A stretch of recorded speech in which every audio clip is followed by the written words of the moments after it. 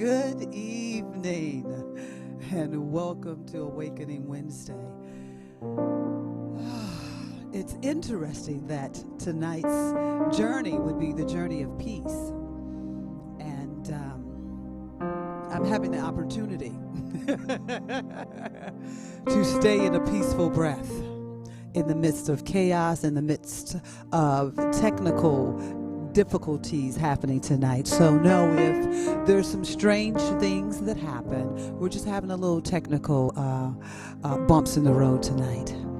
But breathe with me and know, as we breathe and know the truth. I breathe and know the truth for me. I breathe and know the truth for you. We breathe and know the truth for all. We breathe and know the truth. I breathe and know the truth for me. We breathe and know the truth for you. We breathe and know the truth for all. We breathe and know the truth. I breathe and know the truth for me. I breathe and know the truth for you. We breathe and know the truth for all. We breathe and know the truth. So in this very breath right now, let us just take this moment and take a breath. Breathing in and letting it go. Breathing in the breath of God, letting out any chaos, anxiety, letting the day go. This divine breath is always with us, feeling the presence and spirit, Yahweh. It is in the breath. So breathe with me in this moment wherever you are. If you're looking at something that distracts you, just take a moment and close your eyes and breathe in this moment as we send this divine breath out around our entire universe. We send the divine breath of God knowing that all is well, that right here and right now, everything is unfolding in perfect and divine order. The yin and the yang absolutely are unfolding in perfect harmony. So we align our mind with the breath of God. We align our thoughts with the beingness of spirit, that it is the breath that moves us forward. It is the breath that holds us. It is the breath that is the healing presence right here and now. It is the breath that is absolute well-being. The breath of God is the truth.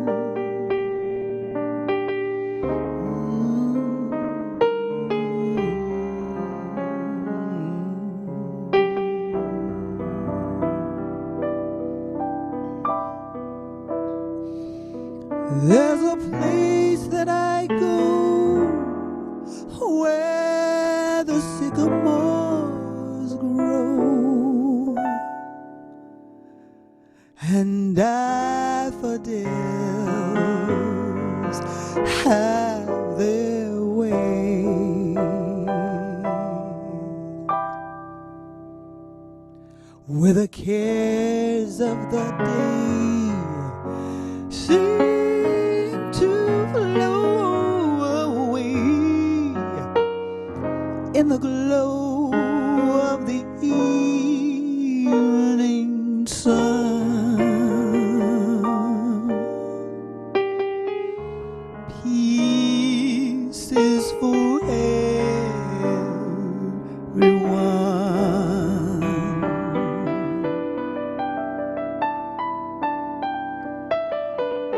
If I go there real late, let my mind meditate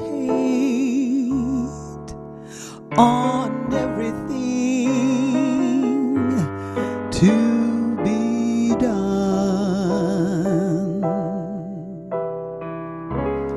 As I search deep inside, let my heart just be my guide, and the answers are sure to come. No need to worry now.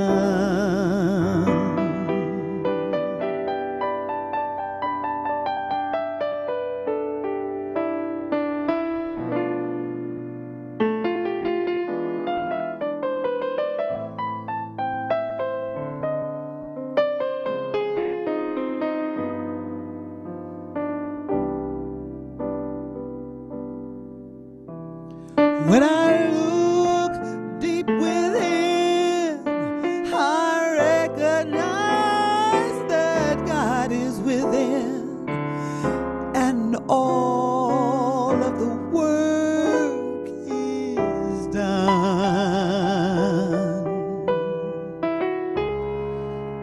Take peace of mind, leave your worries behind, and the answers are sure to come.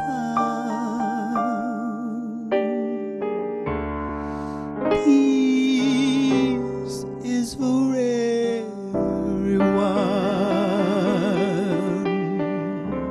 Peace is for everyone. Peace is for everyone.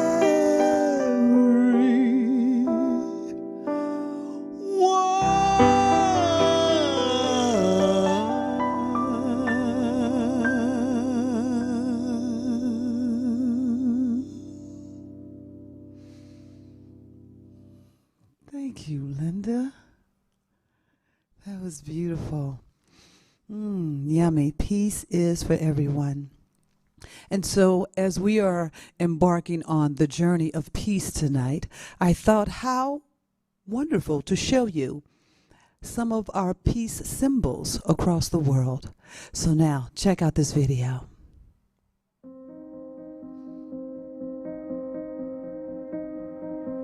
Welcome to our journey of peace. It is estimated that in only 8% of recorded history have humans been entirely free of conflict. Yet the concept of war and aggression, as we know and understand, could not have existed without us having first conceptualized peace. As we welcome in some of the wonderful symbols of peace around the world, we look at the olive branch. From the Greek and Romans, in much of the Mediterranean world, particularly centered around the Greek and Romans culture, the olive branch was seen as a symbol of peace and victory. Then we move to the Christians, who chose the dove. Today, the dove is easily one of the most widely recognized symbols of peace.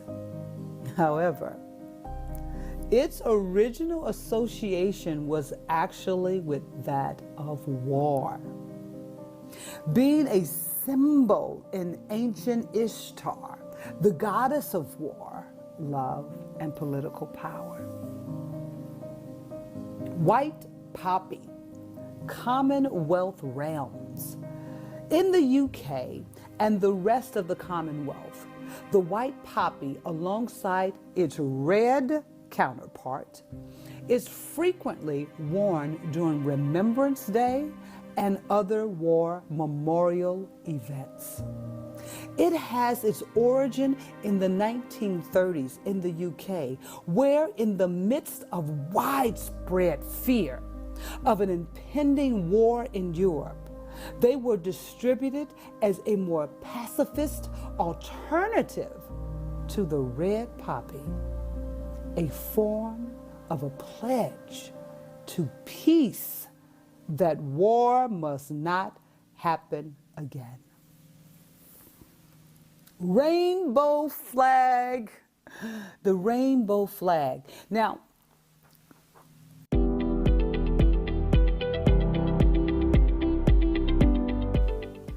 first making an appearance in 1961 in Italy, like the dove, the rainbow flag as a sign of peace was also inspired by the story of Noah's Ark. At the end of the Great Flood, God sent a rainbow to serve as a promise to men that there won't be another calamity like it. In a similar context, the rainbow flag serves as a promise towards the end of conflict between men, a symbol of struggle in the pursuit of everlasting peace.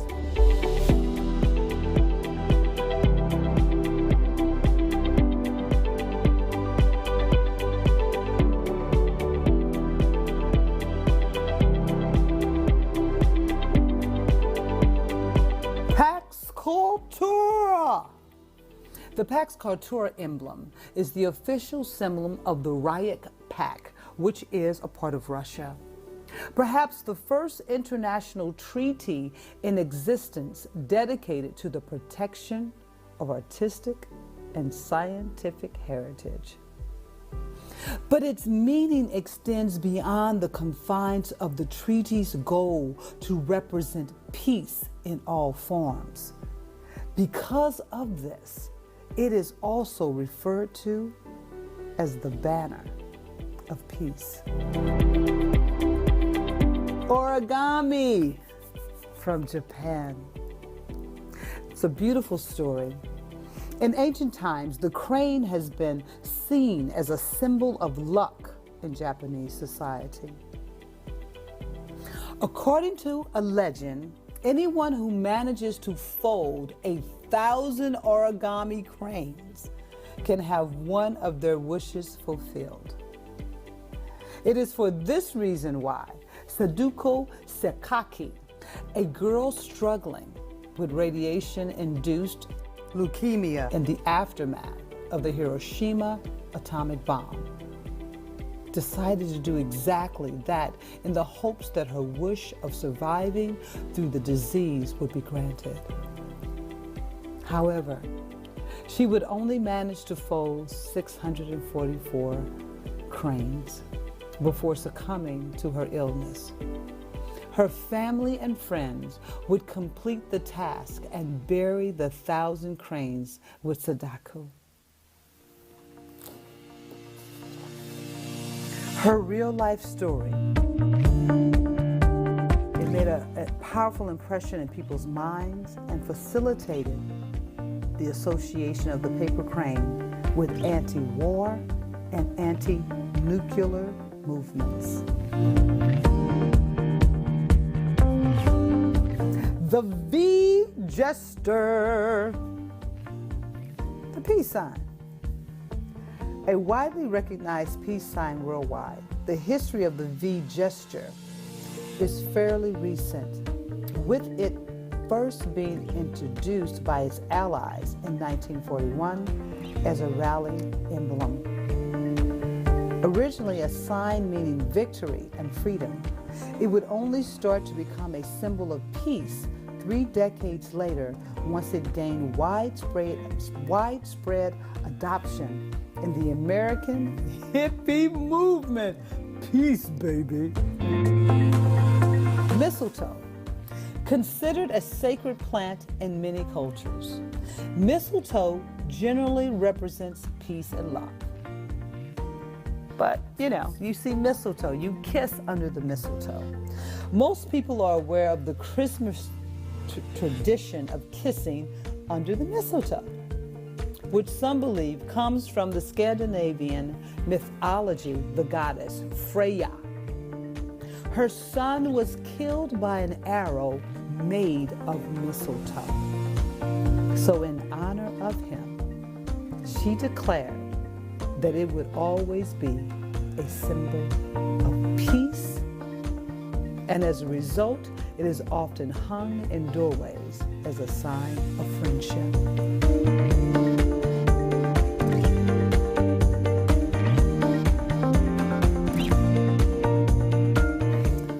And then the actual peace sign, the official peace sign, a symbol of today's society. This sign has its origin in the anti-nuclear movement that emerged in Britain in the late 50s, nuclear program. A few years later, it would be adopted across the Atlantic in the United States by the anti-war activists opposing the country's intervention into Vietnam. These are not all of the world's peace symbols, just some. But it lets us know that peace has been on the playing field and is active and constantly moving toward an ever-evolving existence of more peace, more love, more joy than anything else.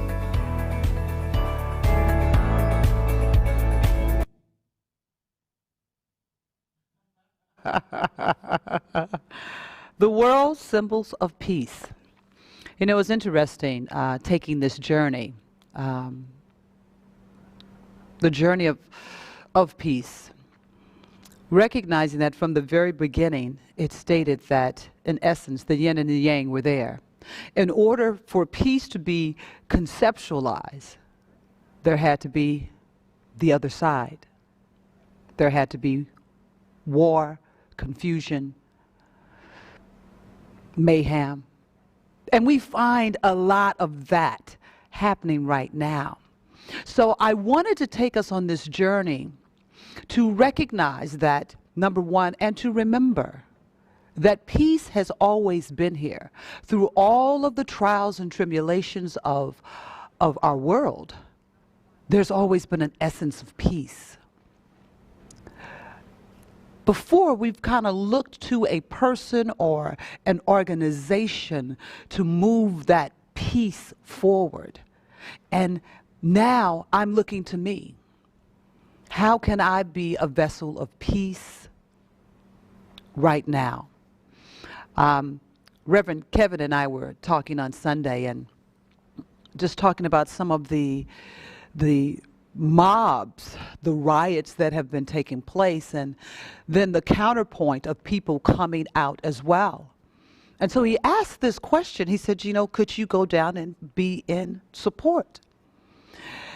And at first I was going to say yes, and then I said no. I'm too triggered right now. And so if I were to participate, I would be giving the energy that the mob is giving. I would give it back. I would need a split second. And so it has really shone a light for me that this is some work that I must do. It's understandable. The things that are coming up for me is to move beyond this, is to recognize that both of these play a very important role in our world, that we can't have one without the other. And contrast, as my dear beloved Abrahams have always said, that contrast is not for us to fear. It's nothing that has gone wrong. It is the opportunity for us to know if we don't want this, we do want this. And even though I may want peace, it doesn't mean that everybody else is going to want peace. But I will, at a vibration, connect with those that do.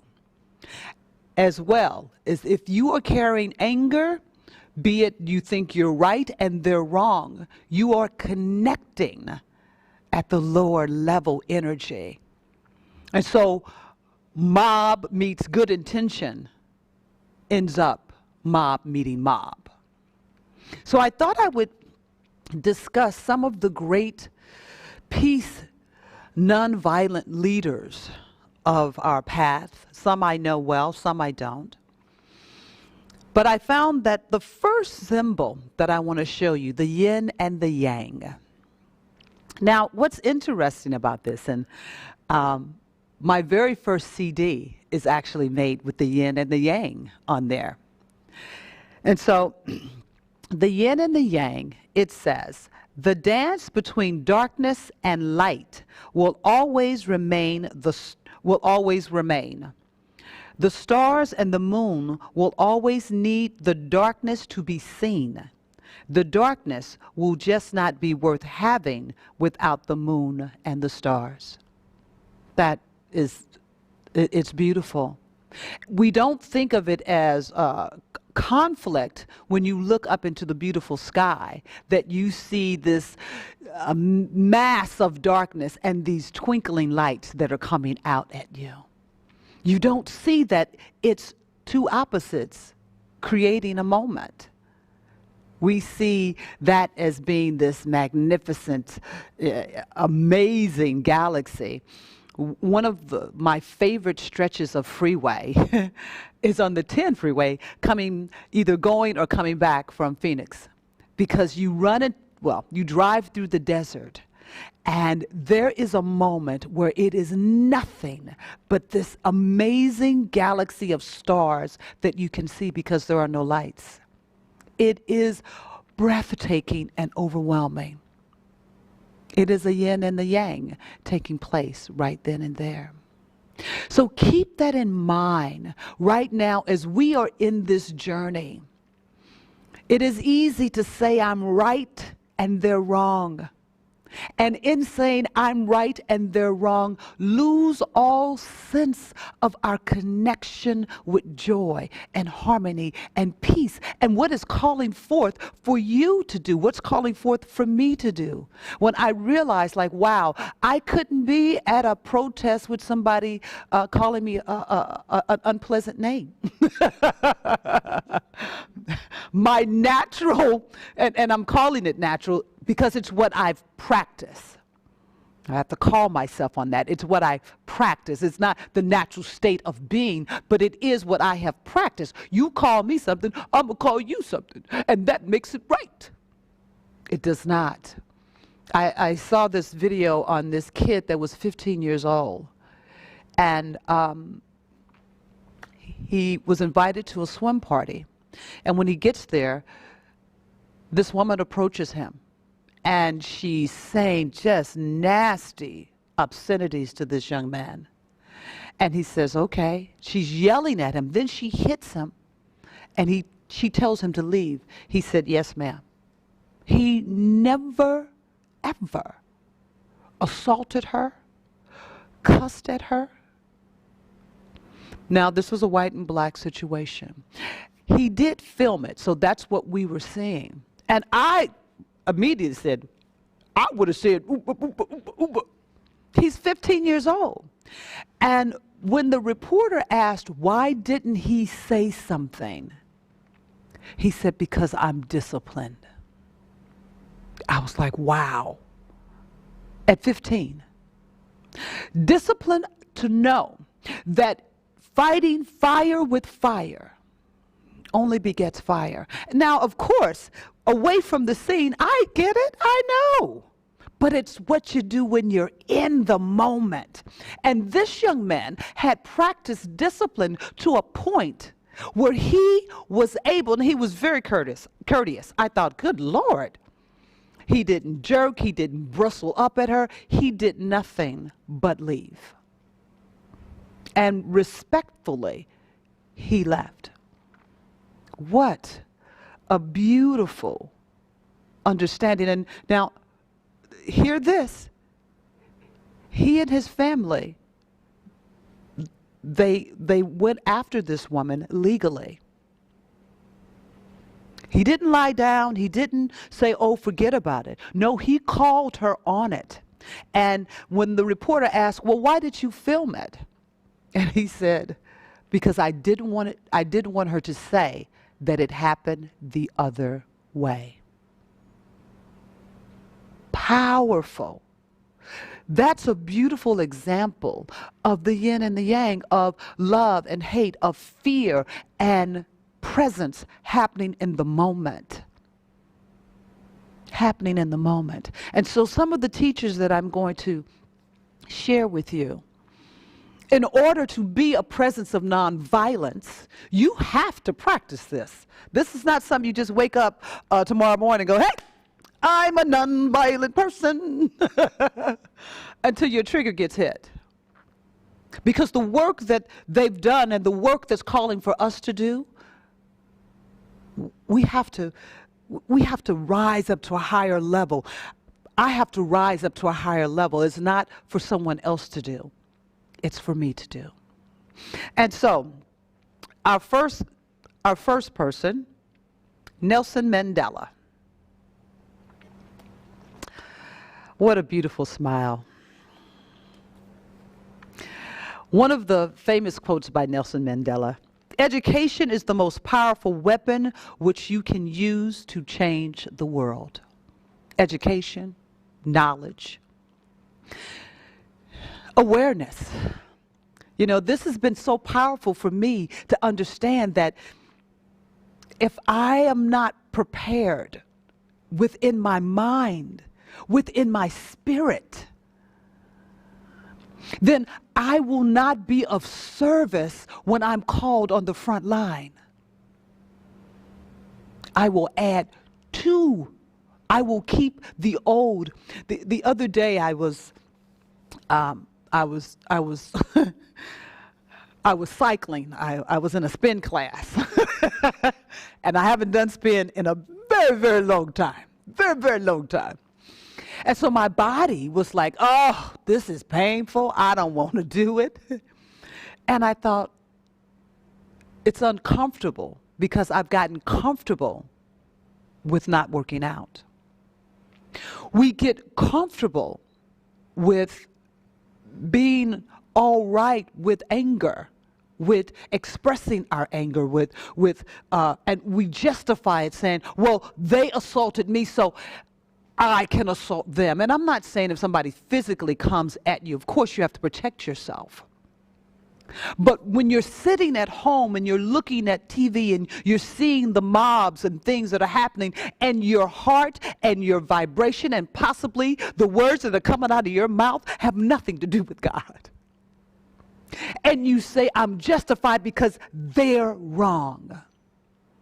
That's practicing what we already know. Nelson Mandela,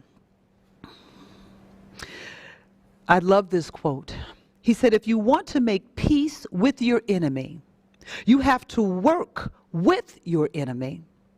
Then he becomes your partner. I mean, I know most of you know the story of Nelson Mandela being in jail for over, I think, 28 years. To reach a point of such peace within, wrongfully incarcerated. To reach a space of such peace and tranquility and love. So much love. You know, people like to say that love and joy and happiness, that's just rose-colored glasses. But if you look out at history, some of the most remarkable things that have been done in our time and before us was through love, through joy, through peace. He became the president of his country. That is mind-blowing. That he could take everything that took place within him and create something different.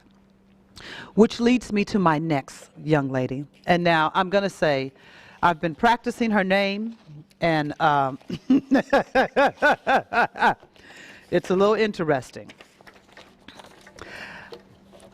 Malaya Yusala. Sarah's laughing at me. But what a powerful story. Don't let my enunciation of her name get in the way. This young lady from India, she was privileged, and actually in parts of India as a girl, she was privileged to go to school. And when she looked around and saw that other young girls they could not go to school. They were babies getting married, having children. They were treated as sex slaves, just as non-human beings. As a young person, she started to speak out about this. And one day, riding home on the bus, she was about, I think, 10 or 12, if I remember correctly. She's riding home on a school bus. She's a young student riding home on her school bus. A man gets on the bus and asks, "Who's Malaya?" And she says, "I am." And he shoots her in the face. She would go through just extensive medical work after that. But I love one of the things that she has said. Her family moved out of India and to, I'm sorry, I don't remember where, but they moved. And when she came back to and was coming back into her own, she said to her father, "I can use this as a reason not to live, or I can use this as an opportunity to help others." I got chills just now. She was one of the youngest Nobel Peace Prize, and I think it was in 2014. She said, "I tell my story not because it is unique, but because it is not. It is the story of many girls in my country and around the world." Here was a woman, a young girl, that had such a thirst and a call. And so she had a tragic situation. She had this over here happen.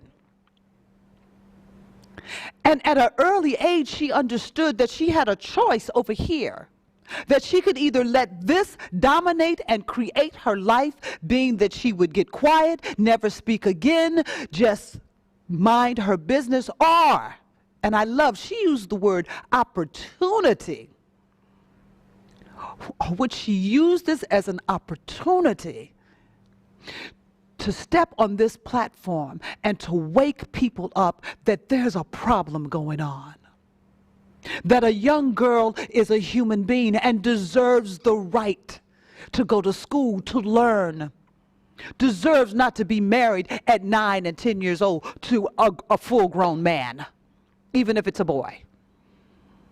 That young women deserve to have a life and to choose their life, not to be treated as a sex toy, as a slave.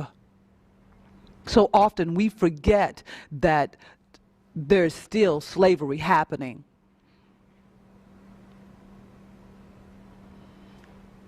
With young women all over this world, with young people.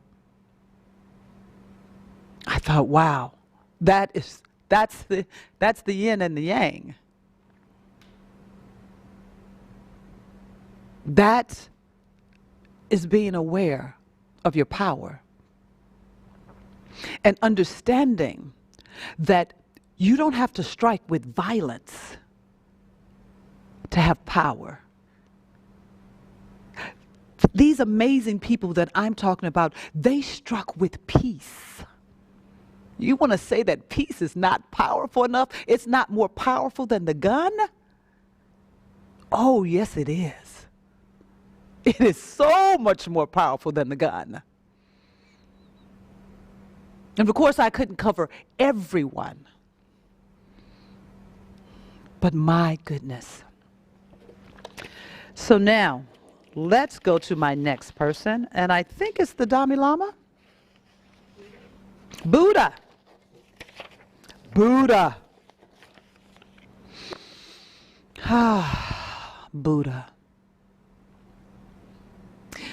The great presence of meditating, of resting into a space of connecting. Buddha has created an entire spiritual awakening that millions have followed or are following.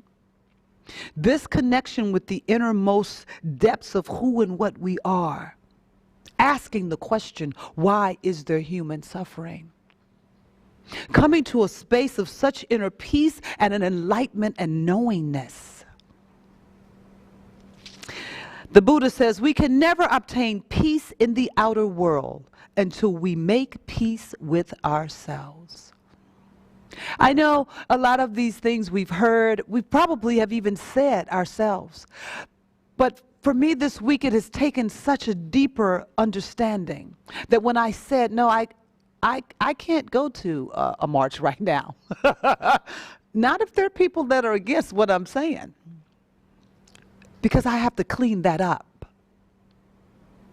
I'm making somebody wrong. And everybody has a right to feel and do and be who and what they are. I have often said that what you do doesn't affect me. Well, I'm contradicting myself. Because I'm saying because of you, I can't have peace. It is an opportunity to change. Inner peace begins the moment you choose not to allow another person or event to control your emotions.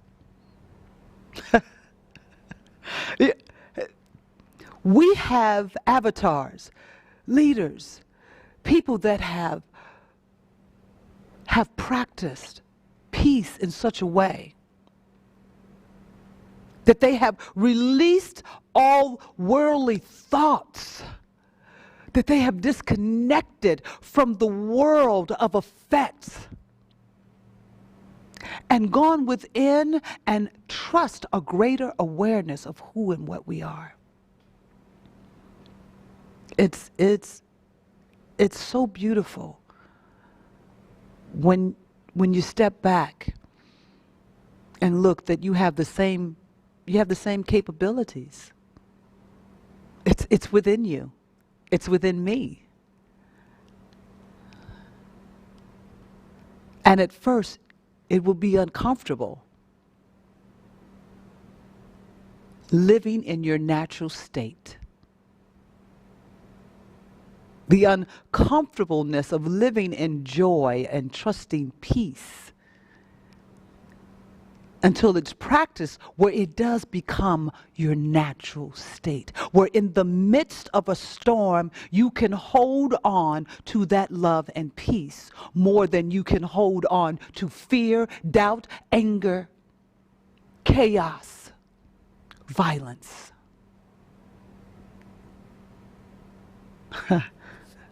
Powerful.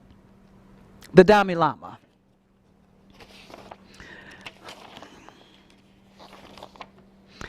You know, always with a beautiful smile. Being kicked out of his country, out of Tibet. Anchoring this truth of peace. His life's work.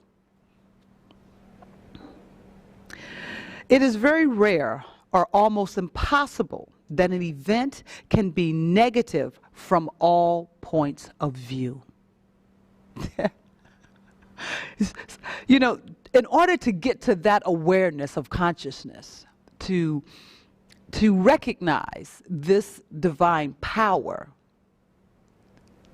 It is very rare or almost impossible that an event can be negative from all points of view.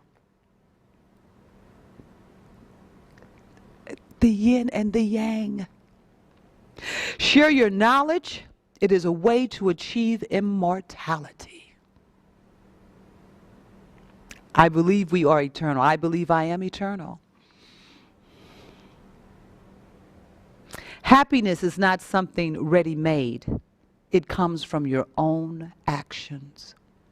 We are called today to rise. To rise. Choose to be optimistic. It just feels better. I love it. A disciplined mind leads to happiness, and an undisciplined mind leads to suffering. I love that. Because everything's taking place within here.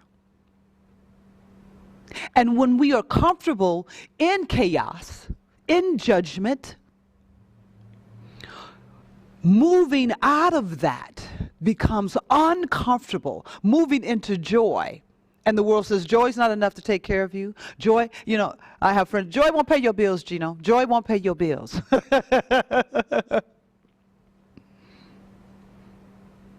Well, when you don't know joy, when you don't know the well-being, and we're not talking about a surface joy.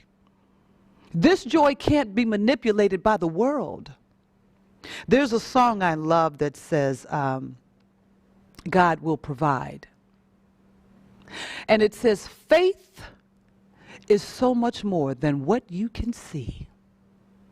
So much more than what you can see. It's super powerful. And I thought I would end with this last one. I think I've done everybody except Martin Luther King. Ah! I have my papers are ordered. That's why. Gandhi. Mahatma Gandhi. Yes.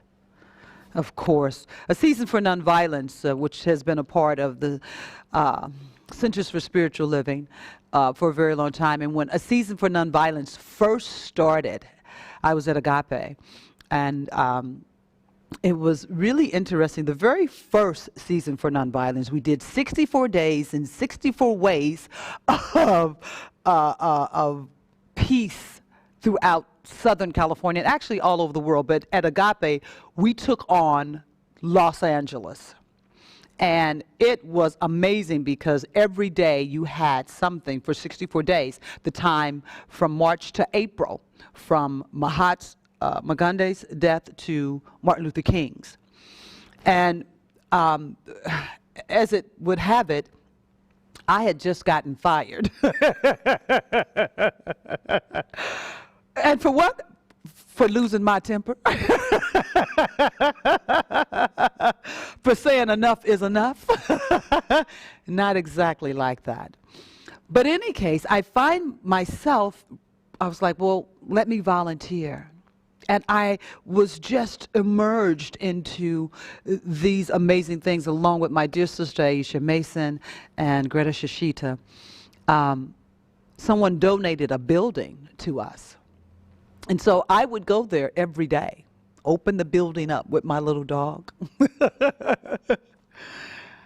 And you saw this energy grow and grow. I mean, we took on this idea, and they created a marketing. They created a calendar of 64 days and 64 ways that people could buy. They created magnets. All these things were created out of this idea of celebrating peace for this block of time, to hold this energy, to hold this divine energy of peace. And it was amazing because there were times there were a lot of blow-ups, and I was kind of involved sometimes. Once again, the yin and the yang. I didn't comprehend that there was a transformation taking place within me. that there was this greater expression that was taking place, that it took me a couple of years afterwards to really understand. Mahat says, it's the action, not the fruit of the action, that's important. You have to do the right thing. It may not be in your power, may not be in your time, that there'll be any fruit, but that doesn't mean you stop doing the right thing. That's a huge call for right now. I may not see the fruit of the peace that I'm laying right now, which means that I may not see all people of color have equality. But does that mean I pull up my tent and go home? You know, there are people all the time that go, I'm not going to vote, it doesn't change anything. This is highlighting that there are many ways to participate, to be involved, and understand that you are laying fruit. You are laying seeds every day. And we have to decide constantly, what seeds will I lay today? So last but not least, as we are getting ready to celebrate Martin Luther King Jr. You know, can you put up the Gandhi statue for me? Yes, I just wanted to mention that both Mahatma Gandhi and Martin Luther King are immortalized with statues to remind, for me, they remind me of what one person can do that's committed. Committed not to the world, but committed to a presence of spirit.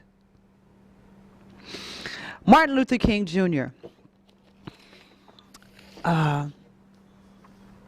as we get ready to celebrate, it's rare that I would see pictures of him smiling, but it's understandable. I mean, a young man with a family, stepping into a space that many did not want to, nor could they even have. There's a story, and I don't remember the other gentleman that was along this path with him, but he was one that dropped out earlier on because he had personal things. And he said that if people find out about my story, it's going to distract from what you're doing. But this man said something very important to Martin Luther King Jr. He said, if you are the voice of nonviolence, you cannot be violent. You cannot. No matter what, you cannot. It doesn't seem like a lot, but that's a big, because there are many reasons that it could have. But he was committed. So I'd like to read this last, well, not last, it's one of the statements that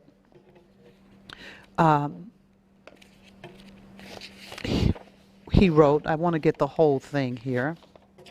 Here we go. As we celebrate, wherever you are, I know we can't get together physically. Light a candle. Speak his name. Celebrate this consciousness of peace.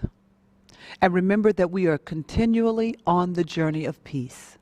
And that chaos is not wrong. It's giving us an opportunity to know what we would like to choose. And we're in that right now. You get to choose where your focus will be. Martin Luther King Jr. says, now the question that we face this evening is this. In the light of the fact that the oppressed people of the world are rising up against their oppressor, in the light of the fact that the American Negro is rising up against his oppression, the question is this: how will the struggle for justice be waged? And I think that is one of the most important questions confronting our generation. As we move to make justice a reality on the international scale, as we move to make justice a reality in this nation, how will the struggle be waged? It seems to me that there are two possible answers to this question. One is the use of all prevalent method of physical violence. And it is true that man throughout history has sought to achieve justice through violence. And we all know the danger of this method. It seems to create many more social problems than it solves. And it seems to me that in the struggle for justice, that this method is ultimately futile. If the Negro succumbs to the temptation of using violence in his struggle for justice, unborn generations will be the recipient of a long and desolate life of bitterness, and his chief legacy to the future will be an endless reign of meaningless chaos. And there is still a voice crying into the vista of time, saying that to every potential, Peter, put up your sword. And history is loaded with the bludgeoned bones of nations and communities that fail to follow this command. Let us take this journey with peace. Peace in our mind, in our spirit, and in our world. Peace and blessings.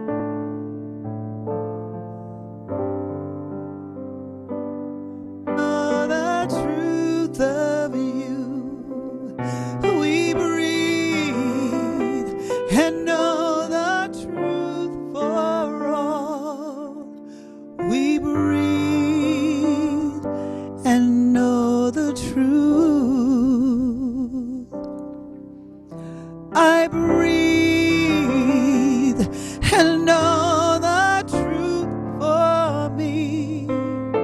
I breathe and know the truth for you.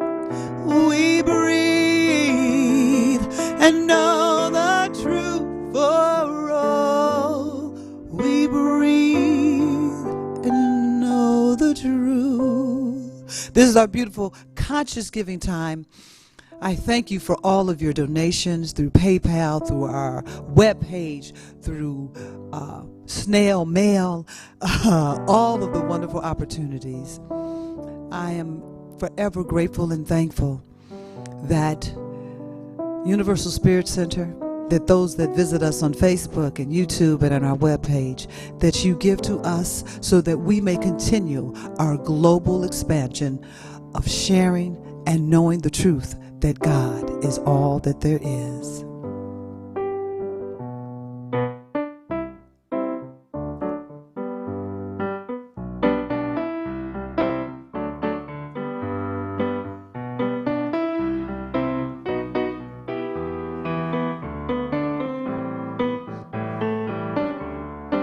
I see love, I see peace, I see the beauty surrounding me. I see joy in every breath I breathe. I see God in everything. I feel love, I feel peace, I feel the beauty surrounding me. I feel love in every breath I breathe. I feel God in everything. Thank you so much for joining us here tonight on Awakening Wednesday. I have to give so much love to Sarah Adams. That thank you for being here. This baby's doing triple duty. Thank you so much for being here. And always to the magnificent Linda. Thank you for being here, Linda. Always. She's always got my back. And thank you for being here whenever you're here. If you're here now, if you're here later, if you're here in the future, if you're here yesterday, thank you for being here. Oh, yeah, I see love. I see peace. I see the beauty surrounding me. I see love in every breath I breathe. I see God in everything. I choose joy. I choose peace. I choose the beauty surrounding me. I choose God in every breath I breathe. I choose God in